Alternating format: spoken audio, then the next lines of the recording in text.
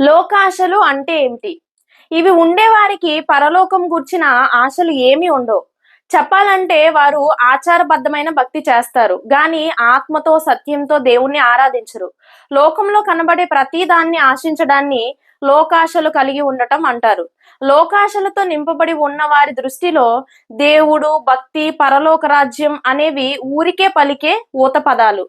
నిజంగా అర్థసహితంగా ఆ మాటలను వారు వాడరు. ఈ లోకంలో ఇప్పుడు బ్రతికున్నాం కాబట్టి ఇక్కడే అన్ని విషయాలు అనుభవించేయాలన్నది వాళ్ళ ధోరణి. చనిపోయాక పరలోకం అనేది ఒకటి ఉంటుందని, అది శాశ్వతమైన సంతోషానందాలు గల రాజ్యం అని చెబితే లోకాశలు గల వారికి రుచించదు. ఆ విషయాన్ని వాళ్ళు నమ్మనే నమ్మరు.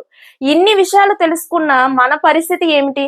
లోకాశలతో మన హృదయాలు నింపబడి ఉంటే మనకు నిత్య జీవితం ఇక లేనట్టే. ఆ నిత్యమైన దైవరాజ్యంలో చేరాలనుకుంటే మనం లోకాశలను విడిచిపెట్టాల్సిందే.